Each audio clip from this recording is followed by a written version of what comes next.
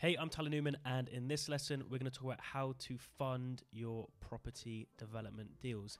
If you've already missed part 1 or part 2 of the training, check the link in the description and you'll be able to go back and watch those. So when it comes to funding your property development deals, this is one of the most important skills of a property developer, because let's be honest, property development does require a lot of capital, and unfortunately, not all of us have unlimited pots of cash.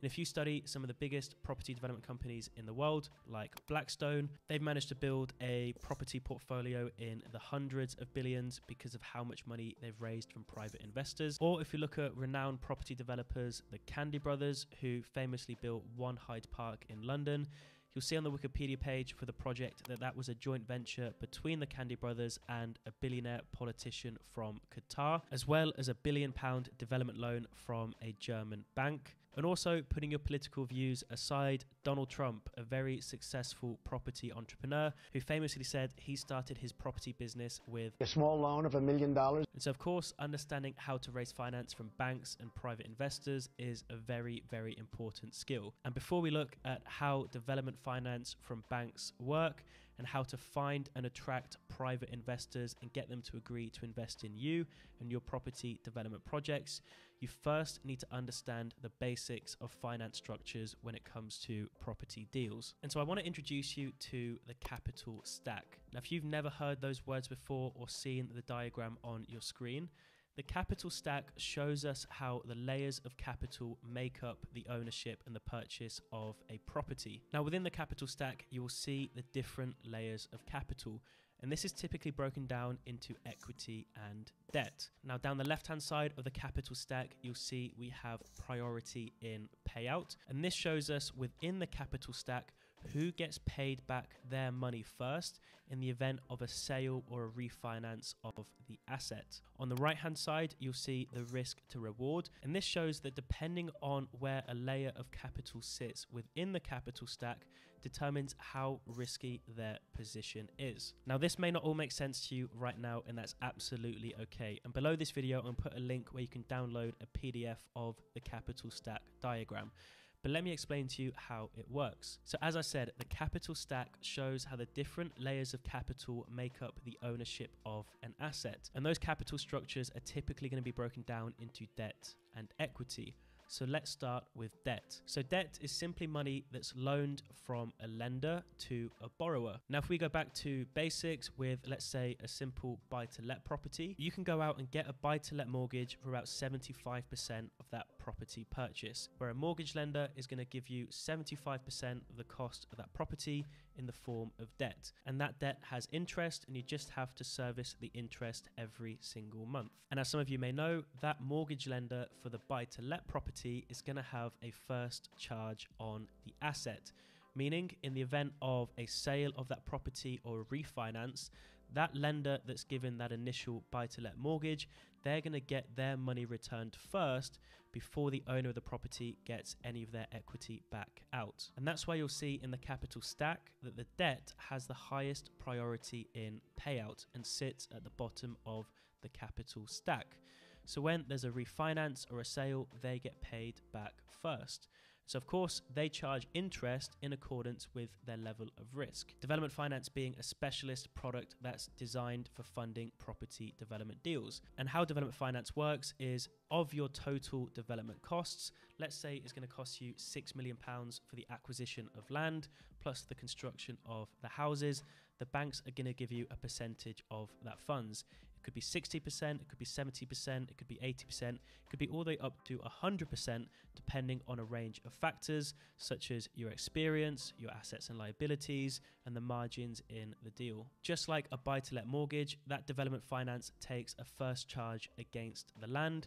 They charge interest on that property, and they have the highest seniority when it comes to priority in payout. So when it comes to selling your units at the end, once they've been developed, that development finance lender is going to get paid back first, and only when that development loan has been paid back from the sale of the units is when you're going to receive your initial equity back, plus your profits on the deal. Now, without getting into the complexities, there are different layers of debt that can make up the funding of a property development project.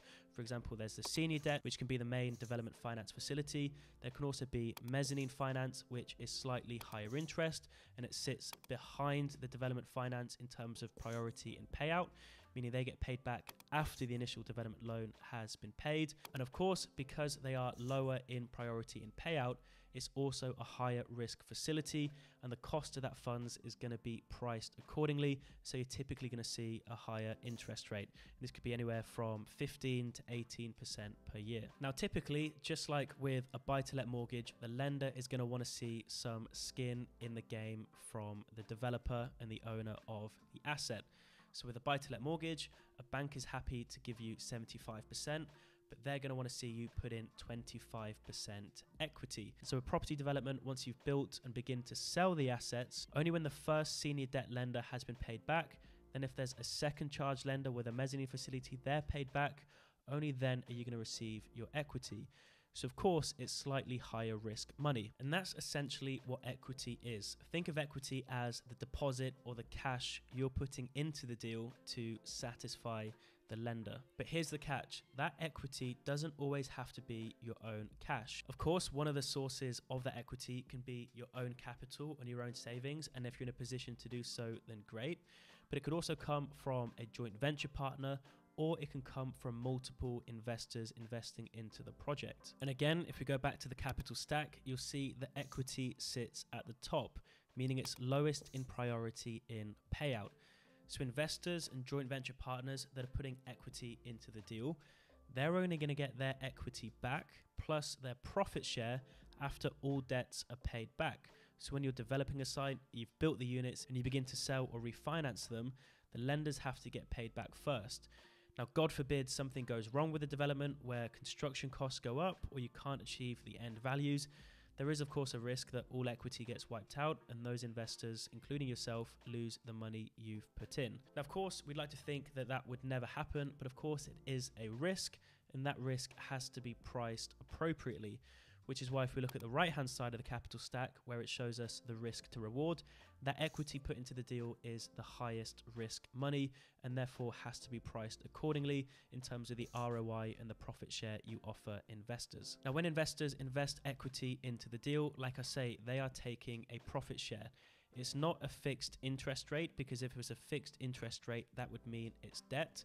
Putting equity into the deal means they are risking their money.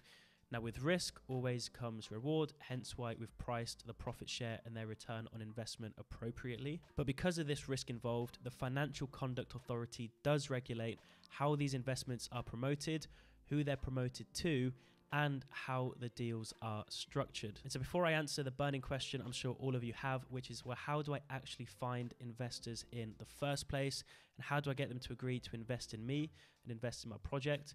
It's important we talk about the compliance side of raising funds. So like I say, when it comes to raising finance and promoting investment opportunities and trying to find investors to work with you, the FCA does regulate who you can work with and who you can promote these deals to, how you promote the deals, and how you structure these investments. Because in their eyes, because of the risks that come with investing equity into deals, they believe that only sophisticated investors and high net worth individuals are able to make informed enough decisions as to whether or not an opportunity is a good or a bad investment opportunity. And so if you want to discuss your deal with a potential investor, you have to qualify that individual to be either a high net worth individual, meaning they earn over £100,000 per year or have net assets in excess of £250,000, or they're a sophisticated investor where they've made a significant angel investment in the last 6 months, or they're a director of a business that turns over more than £1 million per year. And you have to do this qualification process and document that entire process before you can discuss any details around the deal, as well as other regulations around the promotion of investment opportunities. The FCA also has a restriction on how many investors can be involved in a single project. Regulation around collective investment schemes, meaning that having more than one passive investor involved in a project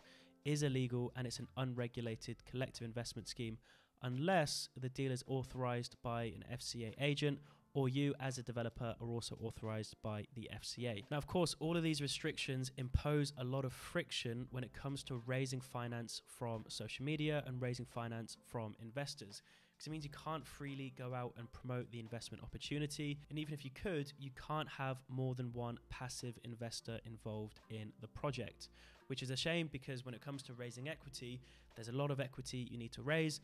And it's often much easier to raise £500,000 from 10 investors than it is from one investor. Now, we've been able to overcome these restrictions by working with Leo Crowdfunding.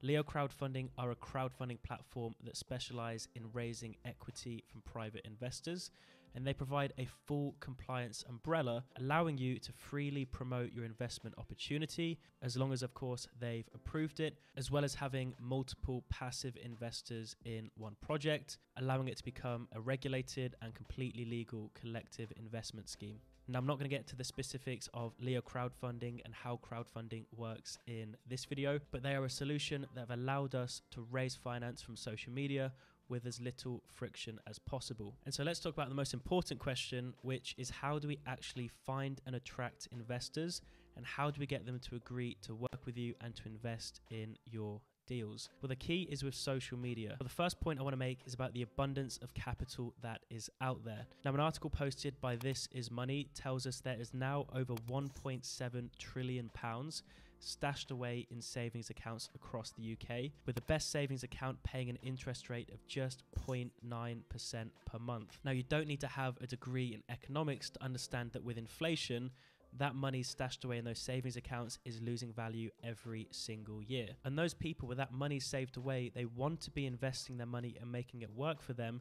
They just don't have the time to do it, or they don't have the knowledge of how to do it. And these are the people that want to be investing in you and your property development deals where you can be offering them a return. And so the point I'm trying to make here is that there is an abundance of capital out there, because when I talk about this topic with a lot of people, the first thing that pops up is that, oh, there's no money out there and nobody wants to invest in my deals. But that's simply not true. And so the key is to build an audience of people that know, like, and trust us. And the number one way to do this is by creating and distributing content on social media. Social media allows you to create a piece of content once that can then be distributed and seen by hundreds or thousands, if not hundreds of thousands of people all around the world at any time of day. And the more pieces of content people see from you, and the more you tell your story, and the more you entertain and educate your audience, the more they're going to know, like, and trust you. And like we talked about in part 1 of this training series, the new breed of property developer is somebody that's going out and creating content on social media, that's building this audience. When it comes to raising finance for the next projects, they've got a tribe and an audience they can promote their deal to. And because of the know, like, and trust factor that's been built over creating content for a period of time, for these prospective investors in your audience, committing to investing in you and your deals becomes a much easier decision. And it's this exact strategy that has allowed us at Newman Rose to raise over 7 figures from private investors using social media. All of our private investment has come from social media, and all of our investors we'd never met prior to them investing in our deals. And my last point is that even if you've built an audience, although investors may want to invest in you, that doesn't necessarily mean they're going to invest in your deal. Now, the analogy I want to share with you is Dragon's Den. I'm sure all of you know the TV show Dragon's Den and how it works. And I want you to think about the business owners that go into the Dragon's Den that walk away empty-handed. Because when these business owners and entrepreneurs enter the Dragon's Den, the reason they don't get investment is never because there's a lack of capital in the room, because all the investors there are ready, willing, and able to make an investment, and they want to be investing their money. And so the reason 9 times out of 10 these business owners and entrepreneurs leave the Dragon's Den empty-handed is for one of multiple reasons. One, it could be that the Dragons just didn't build a rapport with a business owner. Maybe they didn't align with their personalities, they didn't like how they responded to questions, etc. Secondly, the business owner or entrepreneur didn't know their numbers. They couldn't answer questions about certain numbers, whether that's revenue or projected profits, etc. And thirdly, it just wasn't an attractive deal. Now, these are all lessons you need to think about when it comes to raising finance, because although you have an audience that might know, like, and trust you, unless you've got a good deal that has attractive margins and is attractive to investors, it's going to be much harder for investors to agree to work with you. And so that is a whistle-stop tour of funding property development deals. Hopefully that's introduced you to a lot of new ideas and has given you a lot of things to think about. Of course, funding development deals and raising private finance is at least a 10-hour training on its own, but I hope it's given you a lot more clarity. And so if you're interested in learning more about this topic and any of the other topics we've discussed in this mini training series, I'd like to invite you to join our Property Development Mastermind.